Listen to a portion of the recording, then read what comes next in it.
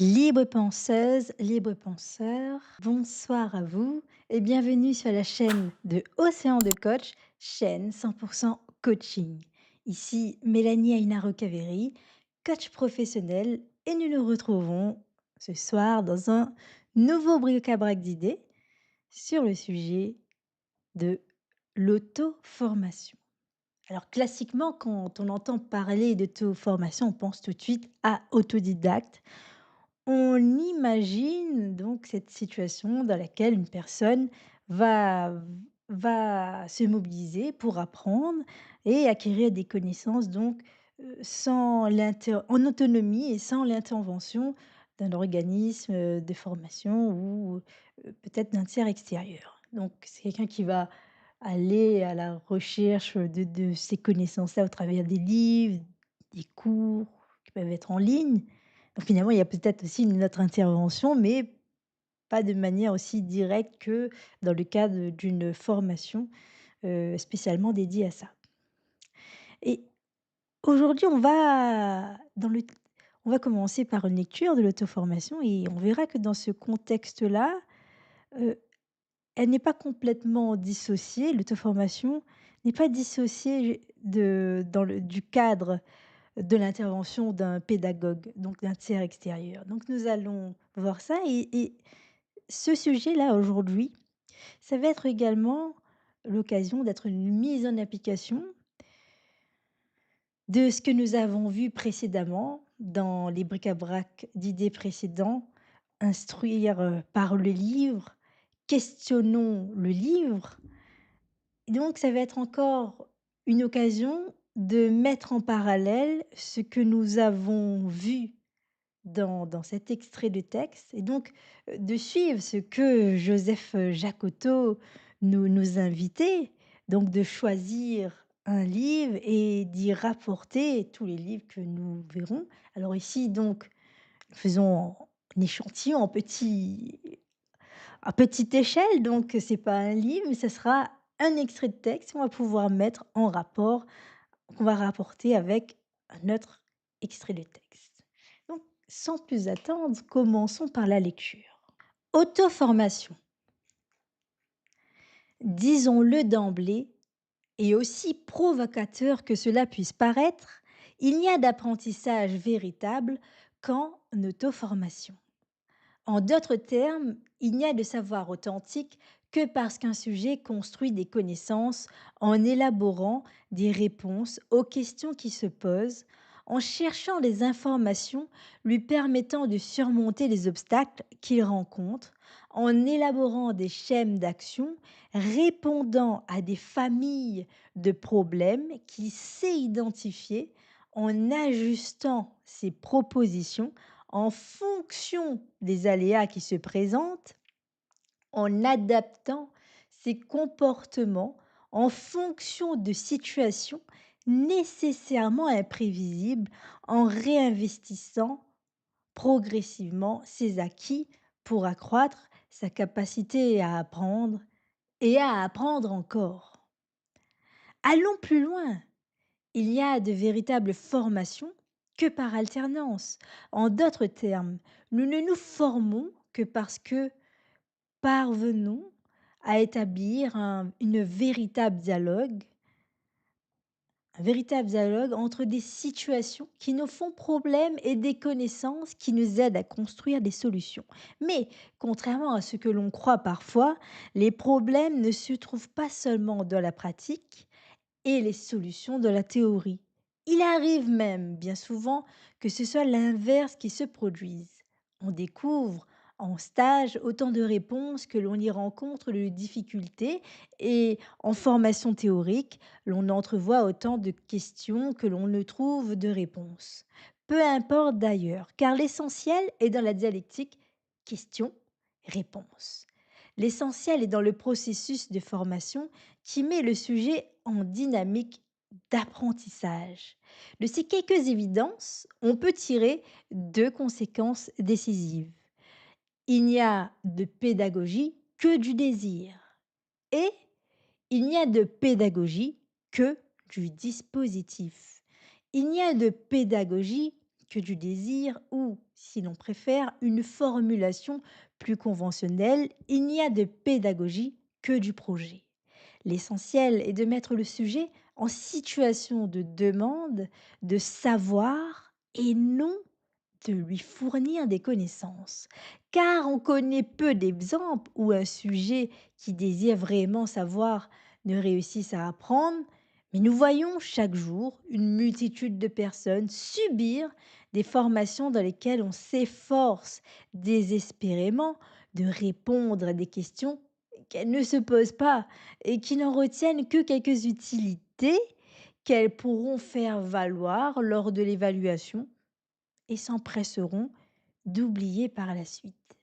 Et il n'y a de pédagogie que du dispositif, à condition d'entendre ce terme comme une situation créée par le formateur et dont l'objectif est de mettre l'apprenant en position d'assurer lui-même sa propre formation.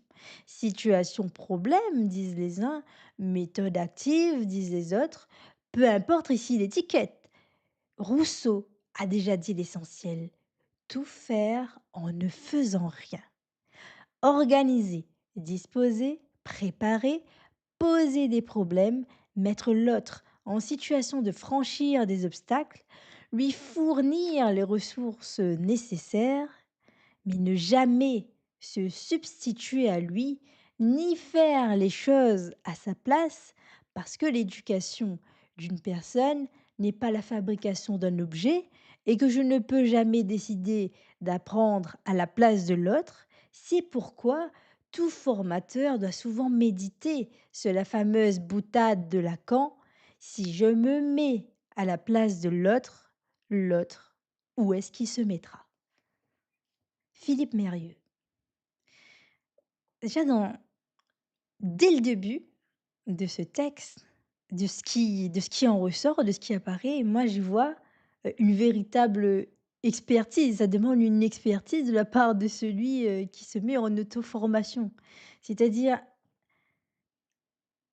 que déjà, il va devoir savoir, se poser des questions. Il y a de un. Et donc, ça demande aussi à qu'il puisse chercher des informations pour qu'il puisse élaborer des réponses à ces informations-là. Mais également, c'est ça suppose également de lui qu'il a su identifier déjà différentes familles de problèmes et qu'il ait identifié également des aléas. Et c'est là où on parle vraiment d'expertise, parce que l'expert, c'est celui-ci qui agit, dans l'incertitude.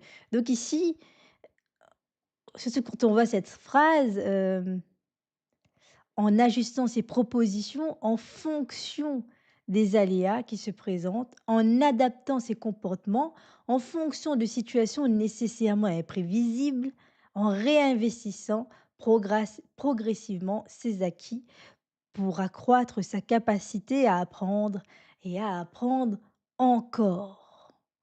Ici, on voit vraiment le sujet, la personne qui est en situation d'auto-formation, elle mobilise de différentes compétences. Il y a différentes compétences ici qui est en œuvre. Et d'ailleurs, ça me donne envie de poser des questions. Qu'est-ce qui se passe si une personne ne suit, suit peut-être un livre, une formation écrite en autodidacte, mais n'arrive pas à se poser des questions? Ça p Ça peut être problématique là-dedans par rapport à ce qu'on voit, parce qu'on dit bien qu'ici, c'est essentiel qu'ils puissent, s'interroger, qu'ils puissent poser des questions et faire dialoguer justement. C'est faire dialoguer les situations, les problématiques et tout ce qui va mettre en œuvre pour construire des solutions. Et donc quelqu'un qui apprendrait et qui n'aurait pas de questions. Alors là, ça peut soulever différentes choses et moi, la première chose à laquelle je pense, ce sont les certitudes. Certitudes qui sont aussi les ennemis aussi de nos apprentissages, des certitudes et donc ça demande à ce que l'on puisse à ce que celui qui est en situation d'auto-formation puisse, dépasser ces certitudes-là. C'est-à-dire là, on parle bien d'imprévisibilité, donc c'est reconnaître vraiment qu'il y a, des situations imprévisibles, c'est reconnaître qu'il y a, des questions dont on n'a pas toutes les réponses, bien qu'on a peut-être lu un livre, bien que voilà, il y a il y a aussi, cette, part d'inconnu et donc ça demande aussi un certain affranchissement aussi vis-à-vis de l'incertitude. Donc celui qui souhaite s'affranchir, d'un autre dans son éducation, dans sa formation, doit également pouvoir s'affranchir d'une part de lui-même, enfin tout ou en tout cas d'une part, de ses certitudes, d'une part de ses certitudes et d'ailleurs, dans ce texte, Philippe Mérieux qui positionne donc l'auto-formation dans le cadre, eh bien, d'une formation dispensée par un pédagogue, par un formateur. Eh bien, là-dedans, il il parle bien, il évoque bien cette idée où il est question ici de mettre en situation, la personne à être demandeur de questions plutôt que d'amener, voilà, d'amener des questions, d'amener, des connaissances et d'ailleurs, il y a cette, petite, ce petit tac là des on parle des différentes, formations que l'on peut retrouver qui justement répondent à des questions, mais dont, dont l'apprenant, ça encombre l'apprenant parce qu'il ne sait pas poser ces questions-là et ce sont des questions donc qui va apprendre juste peut-être pour, répondre aux exigences posées dans l'évaluation, mais qui par la suite, il n'en fera pas un véritable apprentissage qui utile dans sa vie. Ce ne sera pas quelque chose dont il pourra se saisir dans son quotidien, dont il pourra, grandir avec. Ce sera quelque chose dont qui va passer à la trappe finalement quelque part. Donc voilà, il y a cette nécessité de s'interroger, par rapport à ce qu'il y a, aussi bien dans la théorie que dans la pratique et d'ailleurs, là-dedans il précise aussi que parfois, on trouve, plus de questions dans les théories et plus de solutions finalement dans la pratique aussi. Et pour revenir à ces certitudes qui peuvent bloquer, ce sont alors là-dessus, la réflexion peut être peut-être plus grande, mais une des voies que je vois pour, pouvoir, combler cela, déjà, oui, c'est en vivant des expériences que des questions qui n'étaient pas là avant vont pouvoir émerger, mais également aussi, la lecture aussi de lire, déjà de vivre différentes expériences, mais également de lire différents ouvrages qui va permettre de nourrir un certain nombre d'idées, mais également dans ce que l'on voit dans les idées, on voit également des questions, des grandes questions aussi qui reviennent. Des grandes questions qui reviennent, par thème. Là, par exemple, on peut dire, imaginons, dans un contexte, par exemple dans l'entrepreneuriat, il va y avoir des grandes questions qui vont revenir pour, celui qui entreprend. Déjà, il y a comment il va s'y prendre pour peut-être s'immatriculer, pour, gagner sa vie, pour acquérir des clients. Il va y avoir tout un ensemble de questions qui vont venir et de laquelle la personne va pouvoir s'en saisir et donc on parlait donc de faire émerger les questions, mais c'est pas juste faire émerger les questions, mais c'est également de se mettre aussi en action pour construire, pour élaborer donc des réponses. Et là-dedans, dans ce contexte particulier dans une formation où on crée des situations d'auto-formation pour, les apprenants. Eh bien, pour revenir au texte de Joseph Jacotot, eh bien, ça revient un peu avec cette idée du, pédagogue ignorant, du maître ignorant qui, lui, où il a appris, où il a réussi cet exploit d'apprendre, de faire apprendre à ses élèves en les mettant en situation avec avec un livre bilingue, de les mettre en situation, d'apprendre le français alors qu'il parlait hollandais et lui ne parlait pas un mot hollandais et donc lui, il a mobilisé ils ont mobilisé dans une situation d'auto-formation. Dans une situation d'auto-formation où ils ont pu acquérir un savoir un savoir qui a pu se faire ici, qui a pu être transmis grâce à la mise en situation du savant, enfin du savant, pas du savant, au contraire, du maître ignorant qui justement lui ignorait, l'autre langue. Il y a Donc il a créé une passerelle, malgré cette ignorance-là.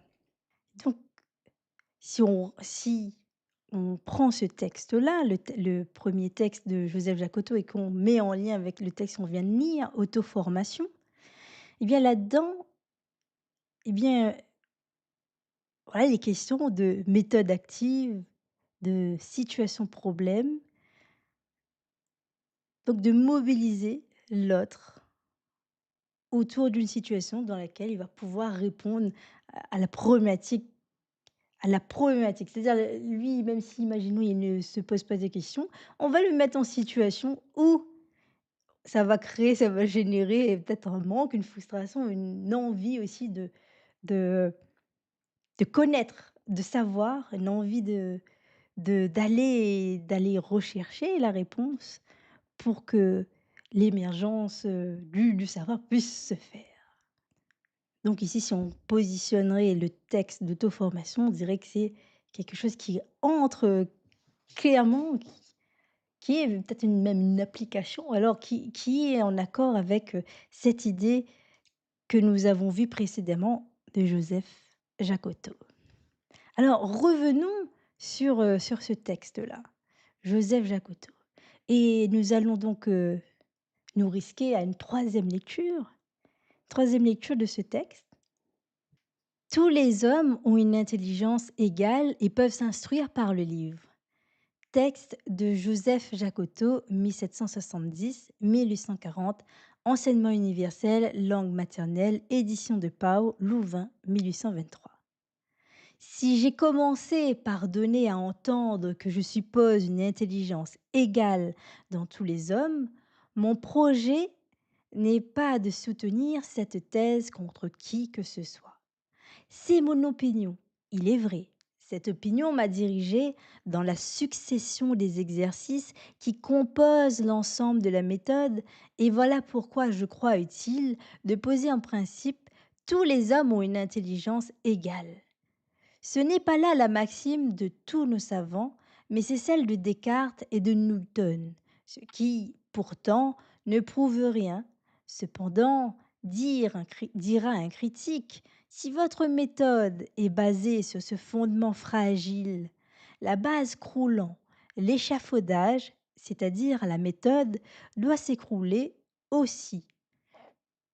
Je pourrais répondre aux critiques. Si ma méthode conduit à un résultat satisfaisant, la vérité de ce fait ne dépend pas plus de mon opinion que de la vôtre.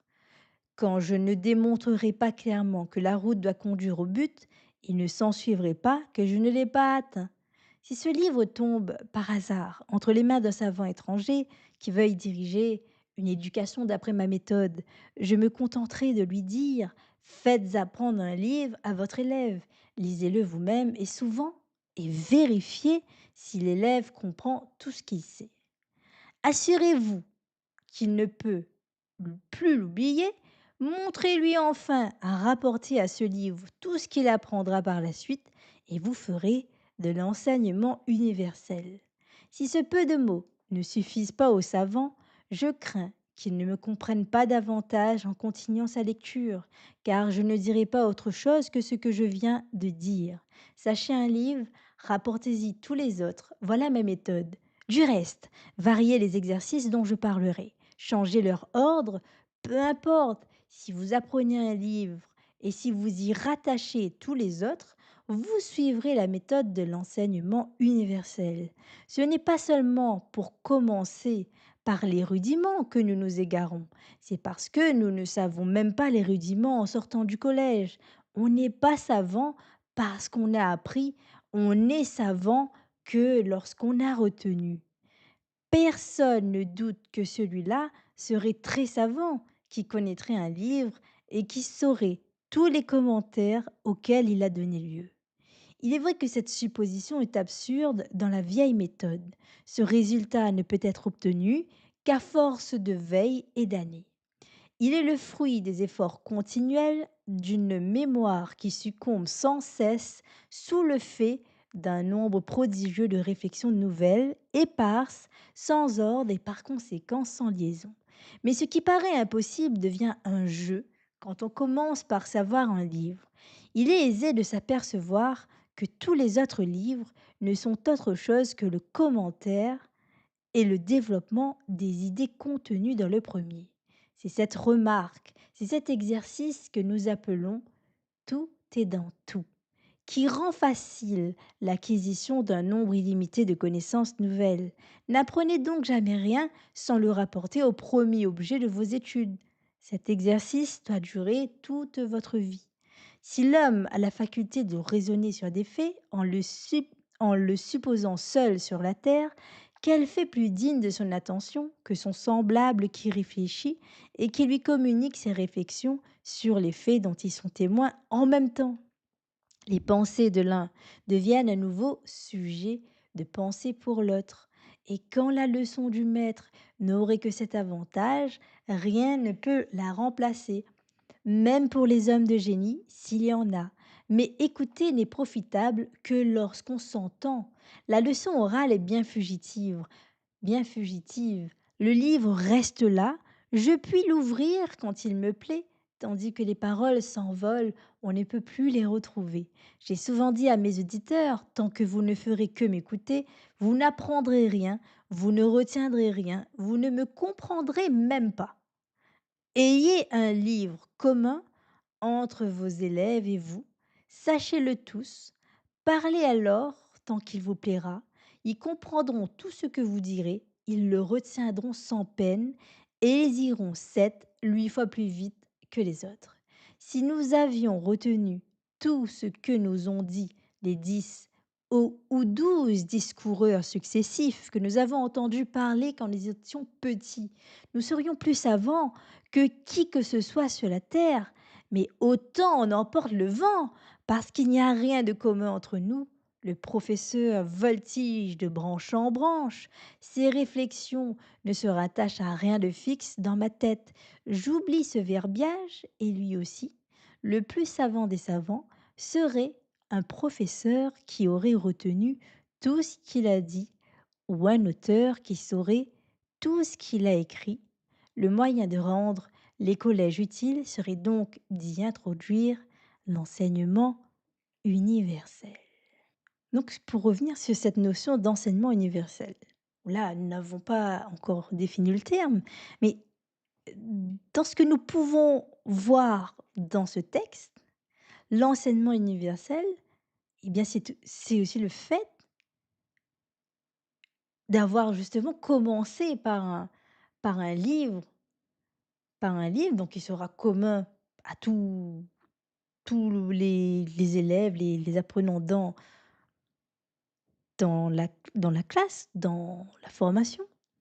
Donc ce serait de commencer par ça et en fait, de ce livre-là, ce livre va vraiment produire quelque chose de commun. C'est-à-dire, il y a cette idée où le fait de rattacher, de prendre ce livre, ensuite de rattacher tous les autres livres à ça, il y a cette idée qui est dite d'ailleurs, qui est de voir, tous les autres livres, voilà, ne sont autre chose que le commentaire et le développement des idées contenues dans le premier. Ça veut dire qu'on serait donc un approfondissement continuel. Alors que ce ne sera pas le même auteur, ce ne sera pas le même titre. Parfois, il y aura pas, de prime abord le même sujet aussi, mais ce sont des livres auxquels on va pouvoir mettre, des parallèles et justement l'auteur, il montre ses difficultés, comme la tâche peut être ardue justement de faire tout un travail, d'élaboration, de des connaissances et que le fait d'avoir cette méthode-là, d'avoir un livre commun et puis de rapporter à chaque fois, d'établir, des relations avec, ce que les nouvelles connaissances que l'on voit, de dire si ça rentre en contradiction, si ça nuance, si ça précise, si c'est en accord, si ça va plus loin, enfin voilà.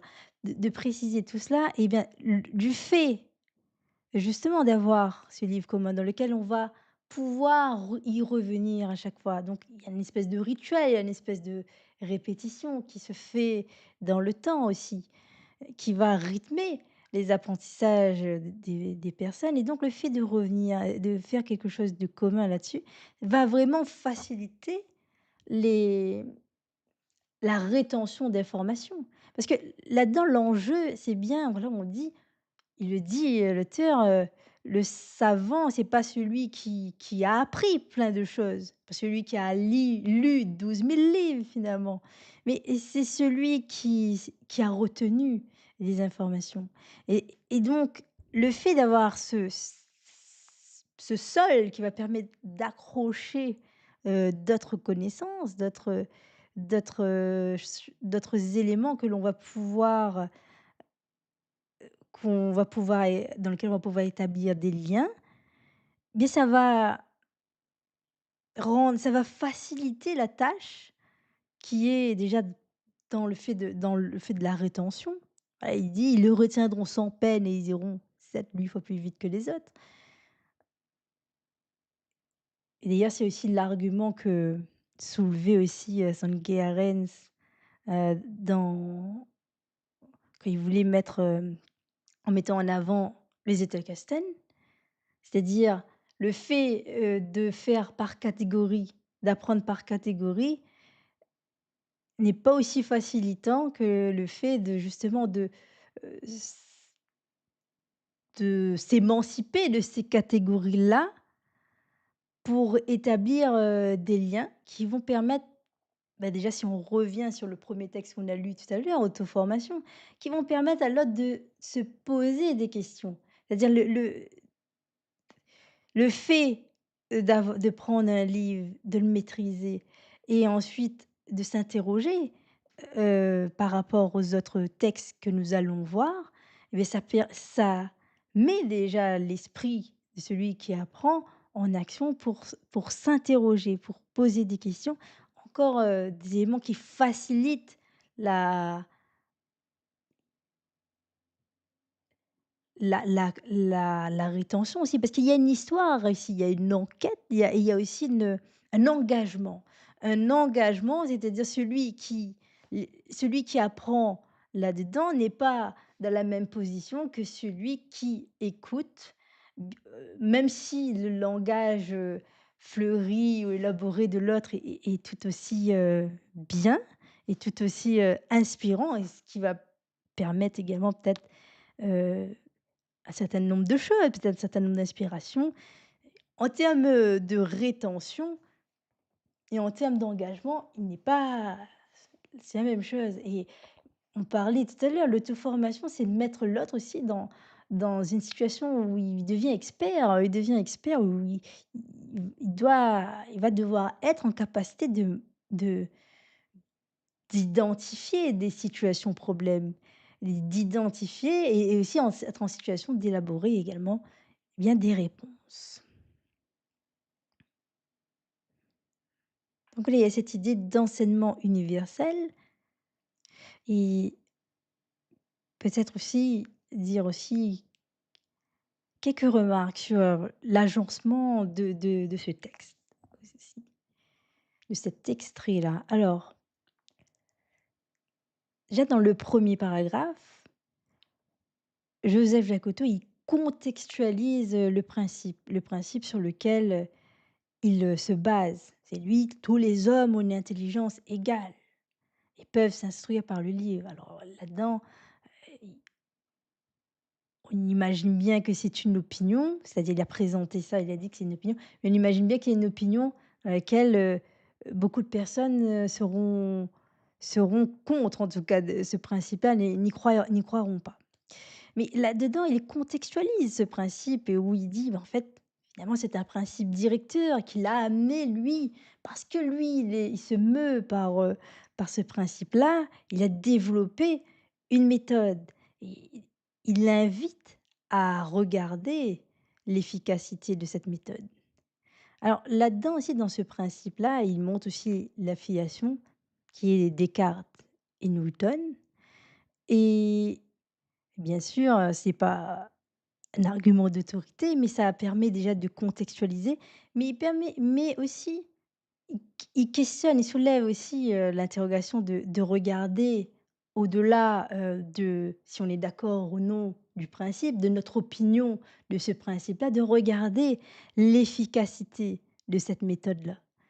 De regarder donc il adresse un message, à la critique qui dirait: «Eh bien, comme le principe directeur, heu, s'il tomberait, et bien, par, conséquence, par voie de conséquence, ce qui en découle, enfin, c donc ici, le la méthode dont il prône, eh bien, tomberait aussi». Et lui, ce qu'il dit, il invite finalement à regarder le résultat de cette méthode-là, au-delà du principe dans lequel il a été,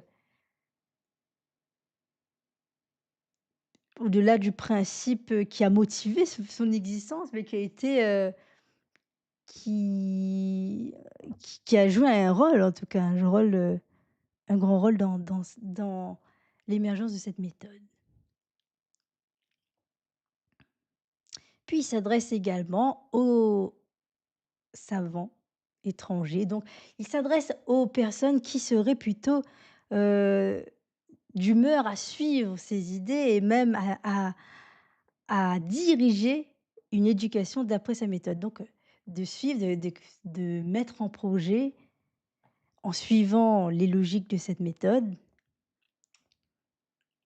Donc il adresse également un message à ces personnes-là, où il dit finalement le principe, c'est ça, c'est: «Apprenez un livre et si vous y rattachez tous les autres, vous suivrez la méthode de l'enseignement universel». Puis il dit bien: «C'est que si ces peu de mots ne suffisent pas aux savants, je crains qu'ils ne me comprennent pas davantage en continuant sa lecture». Donc c'est bien aussi l'idée qu'il faut pratiquer. Pratiquer,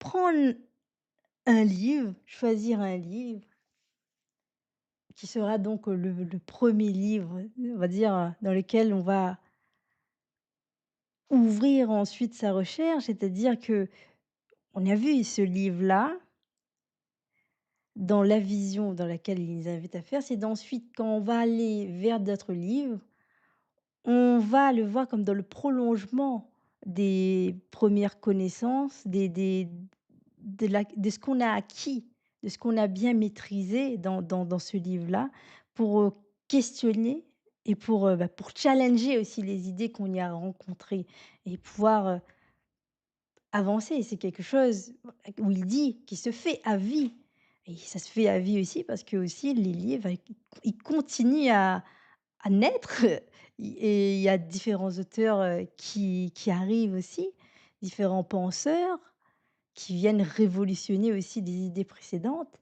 Donc voilà, dans sa vision, il positionne, c'est-à-dire il y a d'une part le livre, le premier livre dans lequel on va tout faire référer, où on va faire déléguer et puis il y a tous les autres livres qui vont être le prolongement, qui vont être, comme il dit, ne sont autre chose que le commentaire, le développement des idées contenues dans le premier. L'exercice doit durer toute votre vie. Les pensées de l'un deviennent un nouveau sujet de pensée pour l'autre. Et ensuite, il montre aussi, par opposition, la difficulté que l'on peut rencontrer, justement, en dehors de cette, méthode-là. Déjà, le livre, ce qui est intéressant, c'est qu'il est beaucoup plus disponible que l'humain aussi pédagogue qu'il soit. Il peut être là, on peut l'ouvrir à environ à n'importe quelle heure, on peut et puis c'est inscrit, donc c'est ça les paroles s'envolent et les écrits restent, c'est un peu ça et donc à la fin, il conclut su à la fois, bah, sur les facilités que donne cette méthode et puis sur, les difficultés qu'il y a sans cette méthode. Par exemple, quand il dit: «Le professeur voltige de branche en branche, ses réflexions ne se rattachent à rien de fixe dans ma tête» et ça peut décrire cette situation où le professeur est dans l'oralité, où, l'apprenant est dans une situation, passive et où effectivement il va être là, il va être présent dans durant la formation, mais, même s'il est présent, il ne sera pas mobilisé dans ces apprentissages-là et donc il n'y aura pas tout ce que cette méthode dont il propose, cette méthode active évidemment, il y aura pas toute la mobilisation cognitive, chez l'autre et tous ces questionnements qui feront naître, peut-être plus de désir, plus de plaisir, mais également plus de frustration aussi parce que la frustration est aussi motrice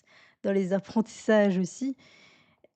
Parce que quand on a un problème, on aimerait le régler aussi et nous allons terminer ce live ici. Je vous remercie donc pour votre attention et je vous souhaite une bonne soirée. On se retrouvera, dans un nouveau bric-à-brac d'idées normalement samedi à 15 heures et vous retrouverez Frédéric, Ranganayagui donc demain en live, si je ne me trompe pas, à 18 heures. Merci pour votre écoute et très belle soirée à vous et au revoir. Et peut-être une question avant aussi, vous, s'il y a un livre justement qui s'il y a un livre dans lequel, vous aimeriez justement commencer, ou vous voudrez faire discuter par la suite tout, c'est-à-dire choisissez un livre et rapportez-y, tous les autres livres, quel serait ce livre-là? Dites-moi en commentaire quel livre, justement, par quel livre vous aimeriez faire élaborer, tout cet apprentissage, tout ce travail, toute cette mobilisation-là, parce qui est en soi une mobilisation à vie. Alors très bonne soirée à vous et à très bientôt. À samedi. C'était notre bric-à-brac.